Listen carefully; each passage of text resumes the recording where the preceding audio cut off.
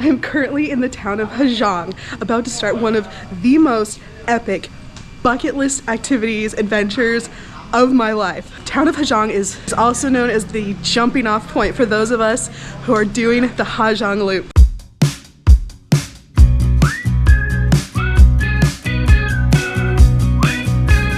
So the Giang loop is a 230-mile track that runs along the mountain ranges that separate Vietnam and China. Now I have chosen to go with an easy rider, meaning I am not driving the bike. I'll be on the back, I'll be passenger princess. But for the next 3 nights and 4 days, I am gonna be seeing parts of this country that I never thought I would, going along cliffs, hairpin turns, and who knows what else we'll get into. So this is the look for the next couple days. Apparently I'm the only person that is doing the extended time. Most people are just doing 2 nights and 3 days. We got fitted out. We just met our drivers, and now we're gonna get a quick little briefing about like what we're gonna be doing and where we're gonna be going. All right, it's time to go. My driver. You'll see a lot of him.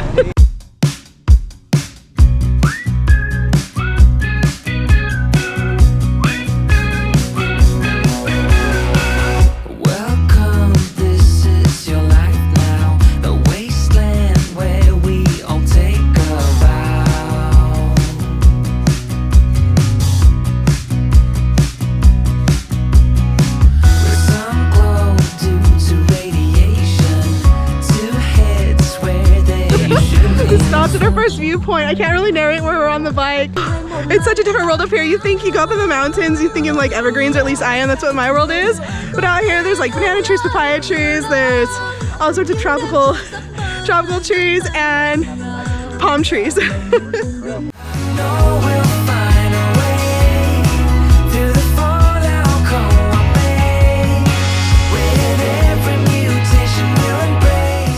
is Mr. Zay. So he's my driver, he's the best, he's gonna keep me safe. Yeah. Awesome. Thank you. Okay, so how this works is we'll ride for like half an hour, 45 minutes, and then there are these like little shacks that are dotted along the best viewpoints, and you can get a drink. There's usually seats in the shade. We had a swing that we were playing around with, and it's just a chance to get off the bike, enjoy the view, because the whole point of this is not to get from point A to point B. Like, that's important, but it's everything in between. Found the toilet situation. It's that shed. Here's the whip. I've got my backpack on here, his bag, some ponchos just in case it starts raining, his helmet. That's mine. Ow, that's hot! 3 dogs spins from the station. Love songs for everyone to hear. So one of the things that kind of freaked me out is the mile markers on the side of the road look like headstones. So it freaked me out the first couple times I saw it, then I realized what they were. Now we stopped at a waterfall.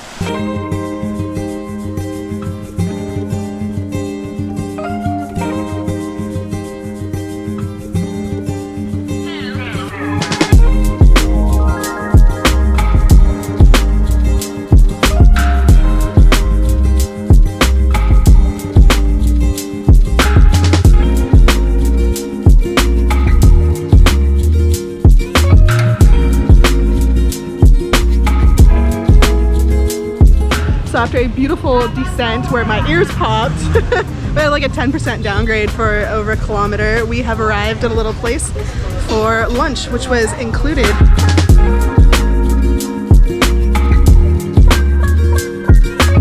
Not a bad lunch spot. No, not at all.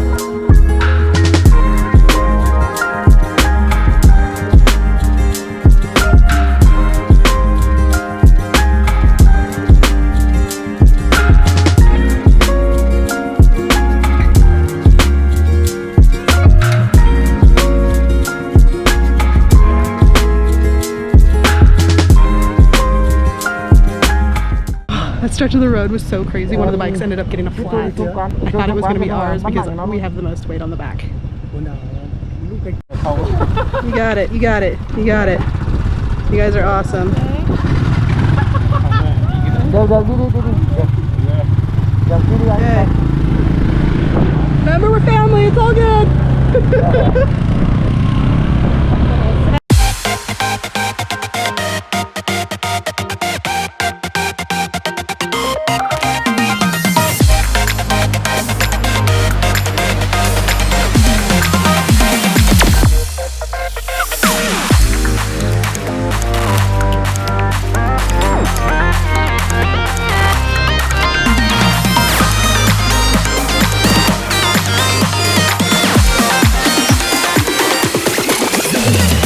I think it's time for the drone.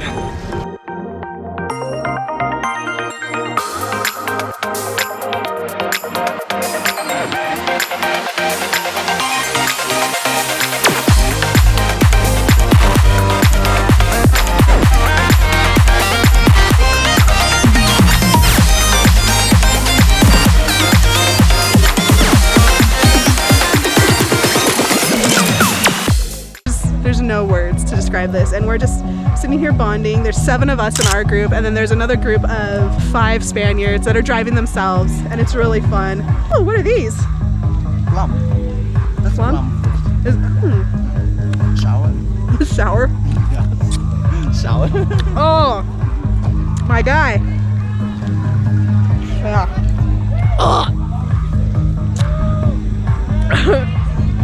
Squirrel. Oh, found the pine trees. They were just up a little higher.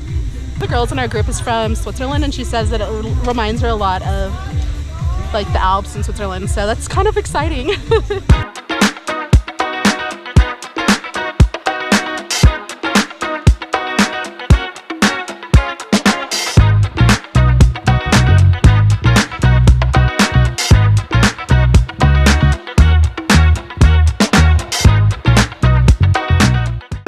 This is awesome viewpoint, but to get up here, it's super sketch. So, I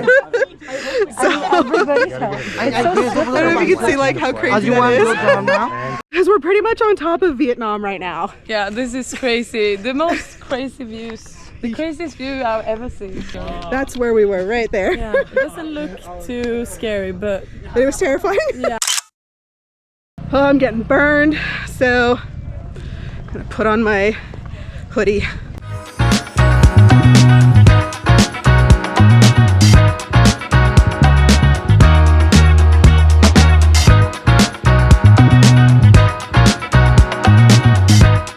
Quick pit stop to fill up the bike. Loving the fact that I brought this, if anything, because it's just protecting my arms and the back of my neck, because I'm like just sitting there.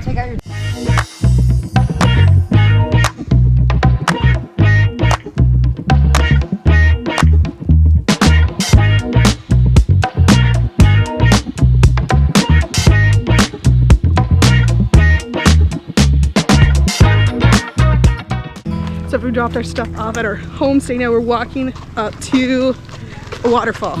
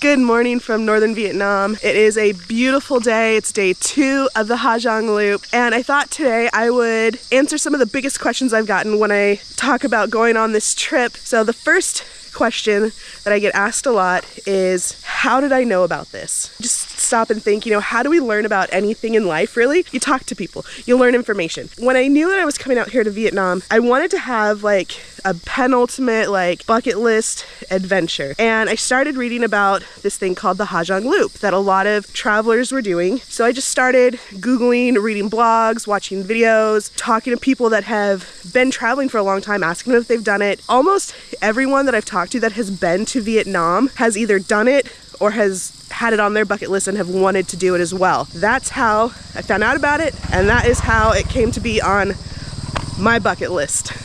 Now everybody's slowly waking up. We're gonna have some breakfast and head on out. So we're all getting ready to leave, so I thought I'd answer another question. How are we transporting our stuff? We condensed everything down to one bag or one backpack with a couple pieces of clothing, some toiletries. I have my drone, and everything is strapped to the bike. This is my bag. It's got my flip-flops attached. I have my drone in here. I have a bag of clothes. I have my toiletries. My water is also strapped to the back. And then a plastic bag just in case it rains. I can wrap my bag so it becomes waterproof. And then this is my driver's stuff. So his stuff is all wrapped up too with his waters. And they're all like with these like really tight bungee cords. So that's how we have our stuff.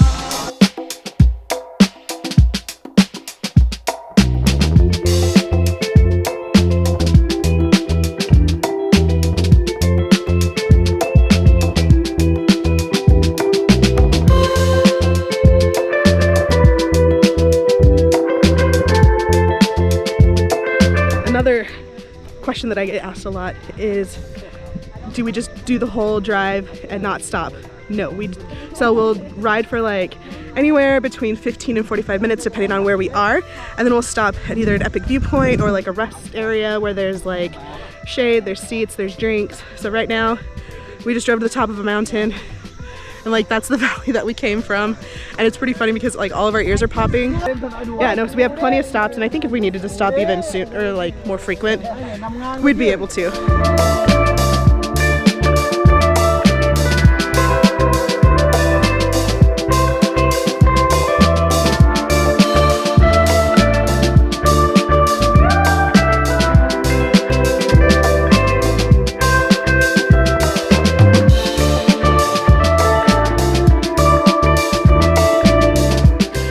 Next question, what is everybody wearing? So for the most part, people are wearing like just regular tops and shorts.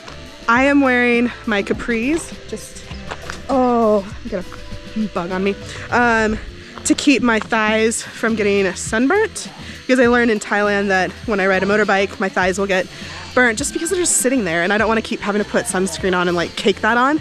A couple of us are also wearing long sleeves, again for sun protection.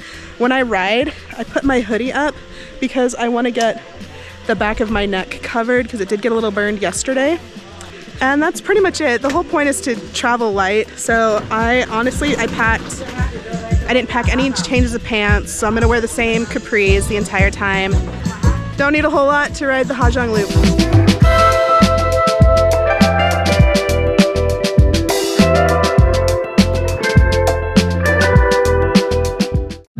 So another question is, what do we do with these stops? And a lot of times we'll just hang out, we'll chat, we'll talk about the ride so far, we'll get some drinks. They always have like water, smoothies, coffees, sodas. This one has some fresh fruit. This one's really cute though because they're singing karaoke.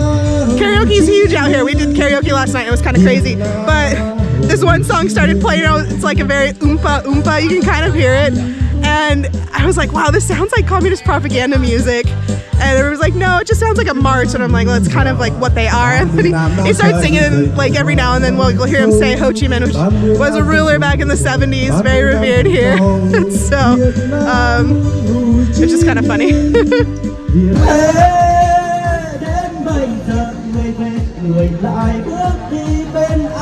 So apparently our tour involves a boat ride. We didn't know it, so just kind of got awkwardly into this bamboo raft thing, and they're pulling us by these ropes that are right above my head.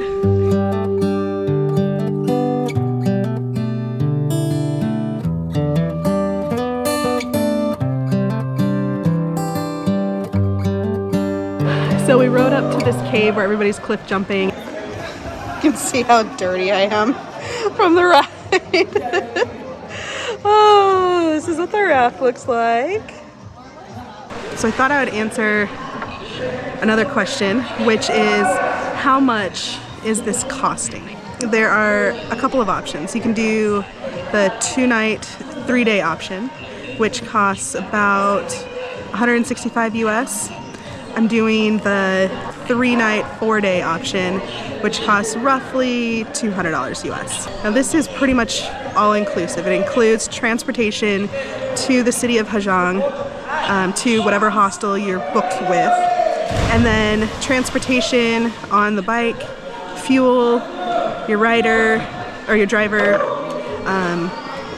pretty much all the meals while we're out here, and accommodation. So the only thing that we need to pay for, I think, is the last day, our last dinner, and then whatever like additional drinks, snacks, trinkets, you know, whatever we want to buy. So basically I paid $200 for a 5-day experience. So a question I've been getting asked a lot is if I'm going to be the one doing the driving, and the answer is no. That's something that I decided quite early on. So there's two options. You can either drive your own motorbike along the Giang Loop, or you can go with what's called an easy rider, meaning you are essentially passenger princess on the back. And I chose this for 3 reasons. The first reason was because you need to be able to ride a semi-automatic or a manual bike to get up and down these mountain passes, and I just am not comfortable with that. Second, well, I guess just reiterating, the roads are mountain roads. Like, they're dirt, rock, gravel, sometimes like insane potholes that are pretty tricky to navigate, and I would rather have somebody who's more familiar with that riding for me.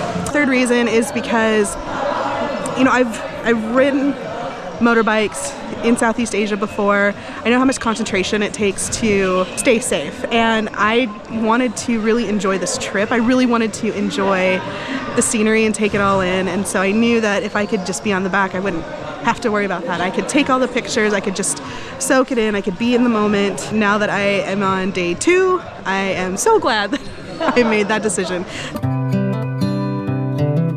This is as good a day as any to start the rebuilding of life. The roads that lay open are many when the old one's gone under the knife. And I can feel the sun on my skin.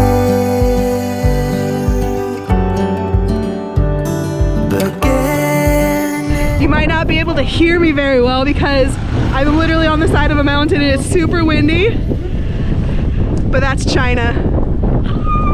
Tomorrow, I'm going like really, really close to China. Like, I should be able to smell the Chinese food. Oh, time to borrow.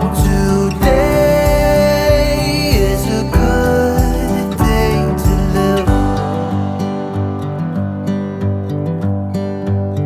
This morning has a clearer light as any to see the horizon and the far.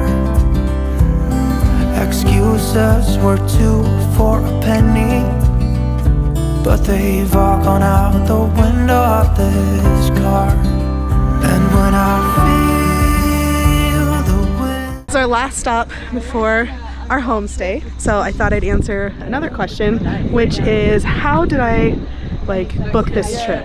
Like, what's the process? And to be honest, it is such a popular thing to do here in northern Vietnam that any hostel in the north that you stay with, you can book through them. You can also Google like Giang Loop tours, and a ton of different companies will come up. So I was staying in a hostel in Hanoi, and on their website I noticed that they do a lot of like tour booking, and so I just booked through them. So I basically just told them that I wanted to do the Giang Loop, and they basically booked everything for me. They just told me where to show up, what bus I'm gonna get on, kind of gave me a heads up of what my schedule was gonna be, and it was pretty simple. Like I said, most hostels and hotels in the north, specifically in Hanoi, help you organize.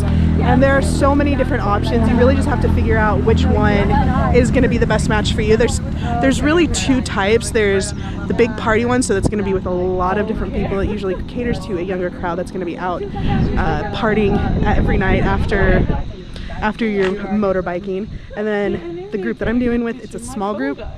So there's only 7 of us. The 2 guys knew each other before, and the other 4 girls knew each other from previous travels. And so I just was grouped in with them, and it's really cool because it's been one of those, like, you know, we're instant friends because we're all on this adventure together. So I thought you wanted to be in the picture. Are you talking about us? yes, instant friends. Yay! Hello. Instant friends. Oh, there it is. Hi. It's a good day today and not tomorrow. There's no time to borrow. So after we got to our homestay, we decided we're all gonna go get massages. I'm gonna get a massage, have dinner, and I'm gonna shower and go to bed. We'll see you tomorrow. Bye guys! Bye! Have fun! Bye!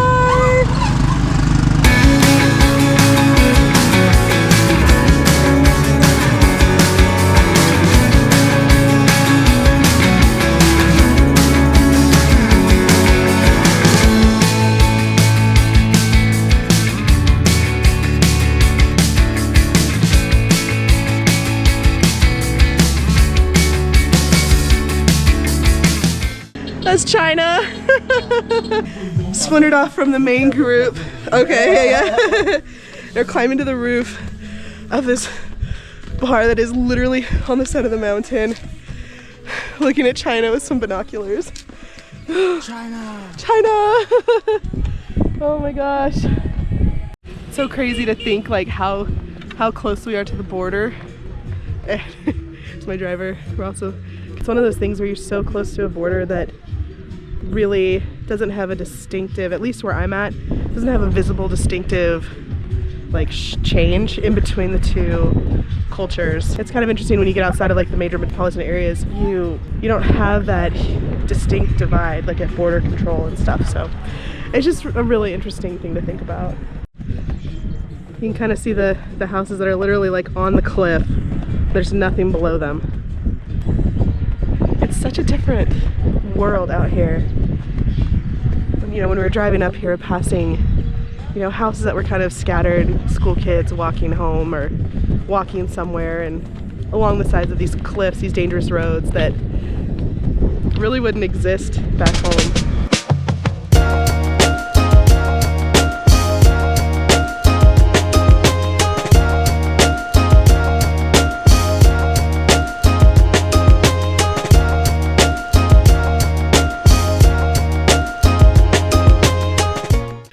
Another awesome viewpoint on the top of the cliff, yeah. Going up a spiral wrought iron staircase on the side of a mountain. Not thinking too much about it because if I do, I'll overthink it. But this is what I signed up for. Oh my gosh. Oh my gosh. I was excited, nervous to do this day because I knew that I was kind of going into almost no man's land. We passed a sign actually last night on our way to our homestay that basically said like, you are entering the frontier. And it was kind of fun because a couple people in our group that we needed to explain like what that concept was, and it just made me even more like excited, nervous to come out here.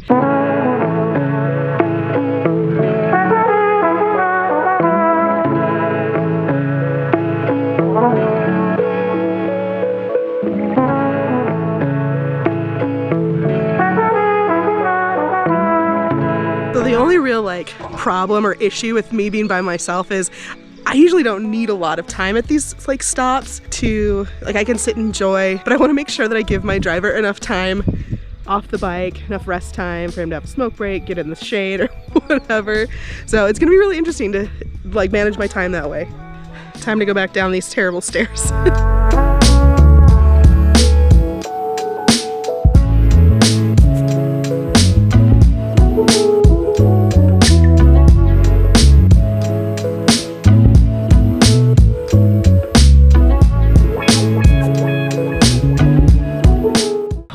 Serious.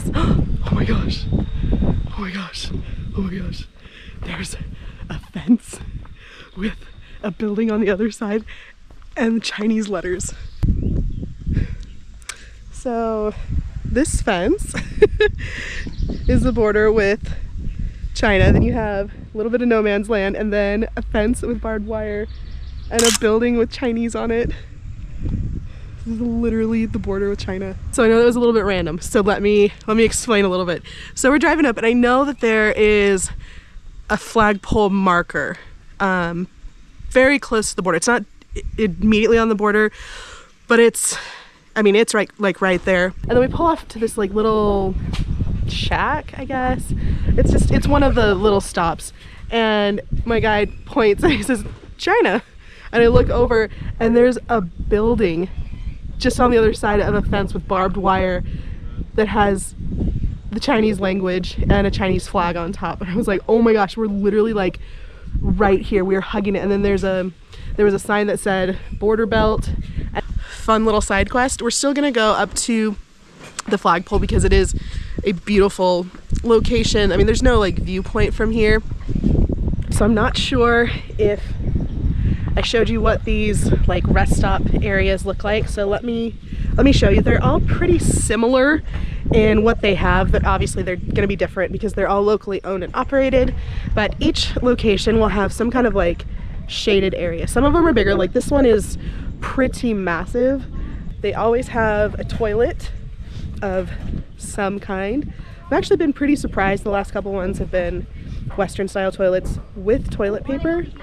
That's not always the case. This one is like a shack really close to the fence, and not gonna go in there. Also have somebody selling drinks, whether they're out of a bottle, can. A lot of times they'll make smoothies or coffees, and there's usually like tea and stuff for the drivers. And everything is cash only. So one of the things they tell you a lot about getting ready to come on this ride is to make sure you get enough cash out. The hard part is the ATMs give you really big bills, and I always feel bad like when I go and buy something for say 20,000 when I only have 100 or 200,000, or what's going to be the case today and tomorrow is 500,000. So I usually try to find bigger places, maybe a chain, to break those bigger bills. But what are you gonna do?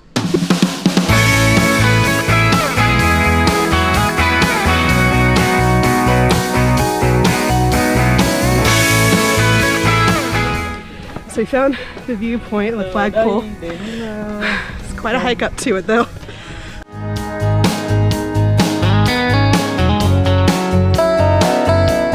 So we made it up to the flagpole. We're at elevation. Wearing a lot of clothes. Oh, sucking air. But apparently our ticket includes being able to go to the top. My guy's ready to go. I was like, one more minute. I just want to catch my breath. Heading up a spiral staircase to the top of the flagpole. It's not that bad because it's cool in here.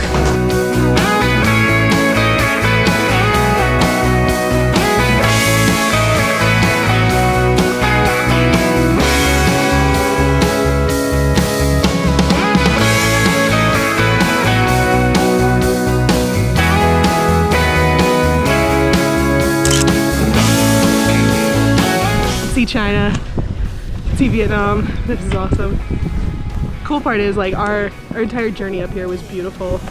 This is just kind of the capstone, knowing where we are and how far north I've come since landing in Ho Chi Minh. Wait, I didn't land in Ho Chi Minh. I drove from Phnom Penh. So I have literally been from the south to the north of Vietnam.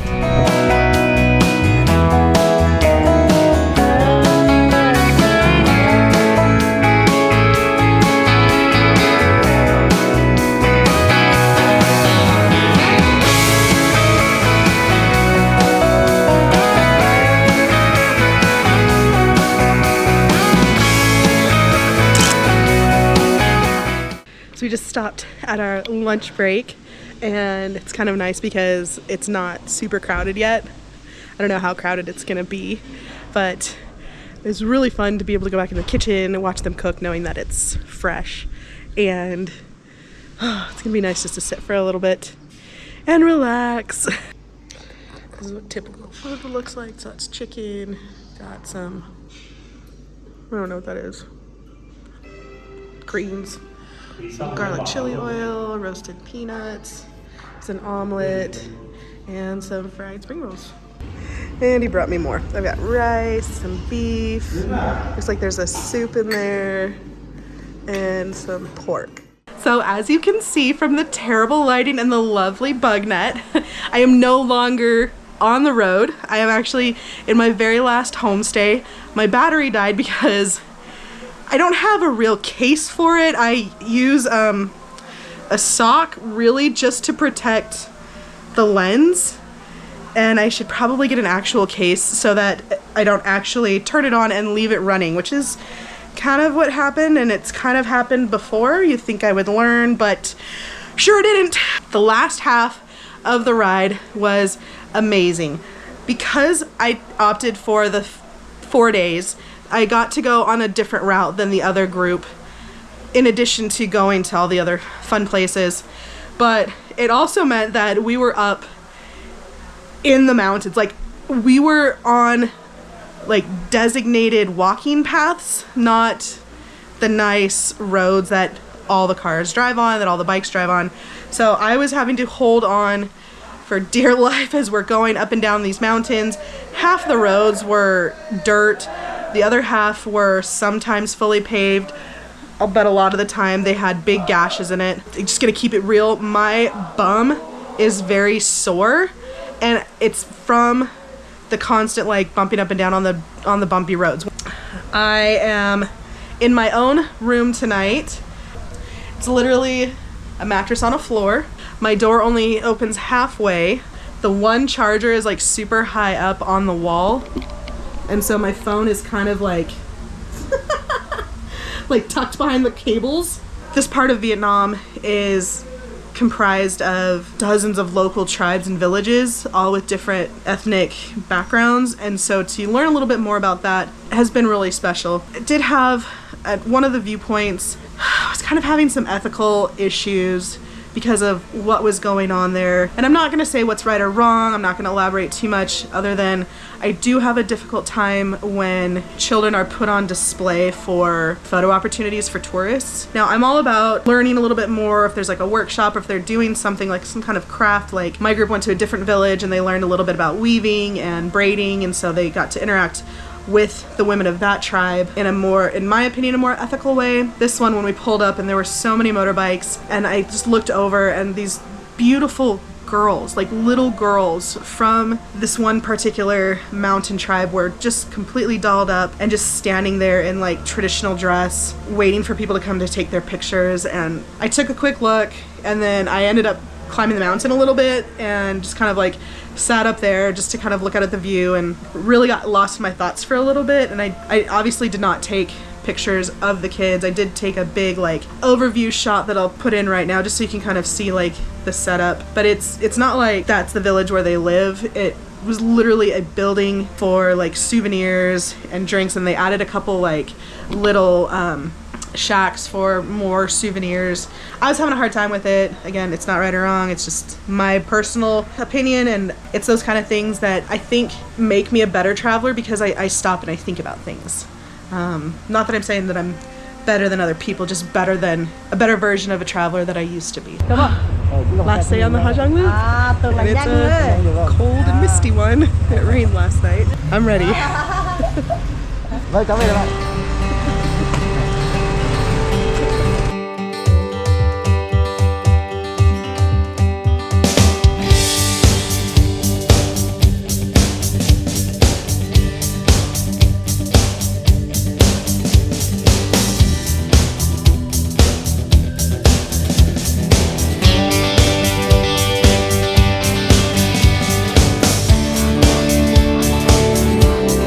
Stop for the trip. It is so beautiful. It's misty. It's like not raining. It's just like it's misting just hard enough to be magical. And when you see the tops of these mountains that are covered in clouds and everything kind of has like a little bit of a blur to it, it's so magical. And I was really grateful that We had super fantastic weather for this entire trip, and then waking up this morning to being kind of like this was just kind of like the icing on the cake. I couldn't have asked for a better time. And we're going.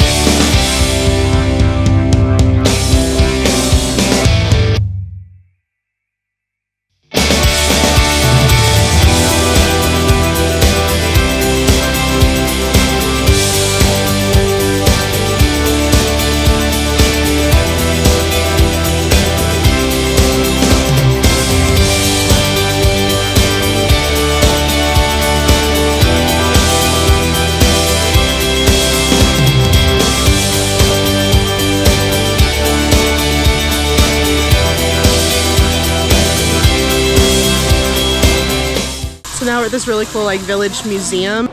So apparently it's not a museum, it's a village co-op for women to provide work. Even better. Where the local women are showing us how they make like fabric and their local handicrafts, and it's really, really interesting to see like how they're able to use their products and their crops in so many different ways that like we normally don't think about.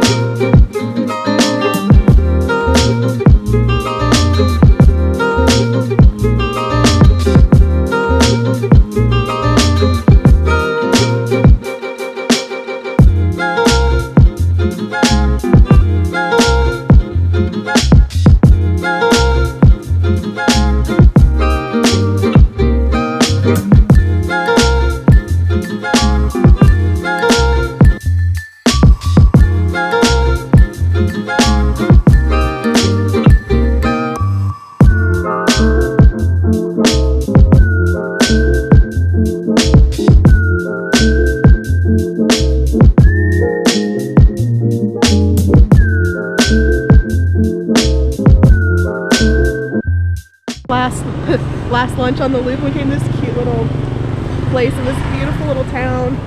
Ugh, what a ride. I started tearing up a little bit because I'm realizing that it's over and I've had so much fun. It's been a bucket list for sure. I'm just gonna soak it all in now. I decided to just enjoy the last few hours of the ride and grab only a few clips for this video, so I'll narrate the last little bit from here. As I'm sitting here editing this video a full month after this adventure ended, I still feel a huge rush of emotions. Part of me wishes I could go back and do the loop again because I miss it. But the other part of me has happily closed this chapter and is looking forward to the next big adventure. What I've taken away from riding the Giang loop is the friendships immediately forged with my group, the laughter and the food we shared, and the camaraderie that came naturally as we shared a similar goal. I'll remember all of the highs and the few lows that managed to creep their way into my life during this adventure, but I'm grateful for the gift of hindsight. I can look back and see the lows and how I grew from them, and by contrast, relive how high they made me soar. When I think of a bucket list experience, I don't mean just something to tick off of an actual list and then just move on. But I think of it as a transformational experience, a pivotal point in my life. And that's what this was. As we slowly made our way back to the city of Giang, I let myself feel all of the emotions, especially when we stopped at this cute little roadside stand with hammocks and both myself and my driver took naps and just took a minute to really just enjoy where we were. I had done it. I had completed the Giang loop. I was so proud of myself. This was a goal that I had worked towards, that I had dreamt about, I had saved up for, and I had prepared myself for.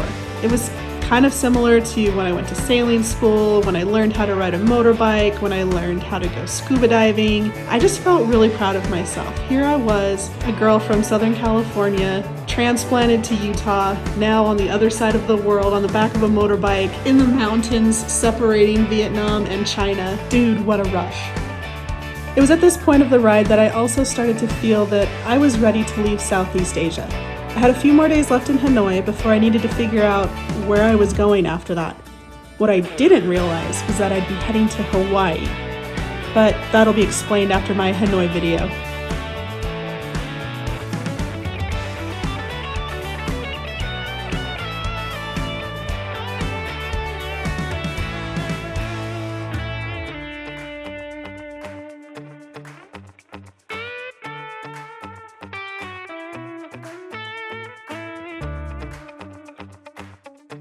And just like that, we made it back to the hostel. I hopped off the bike one last time, got my bag, and it's time to say goodbye.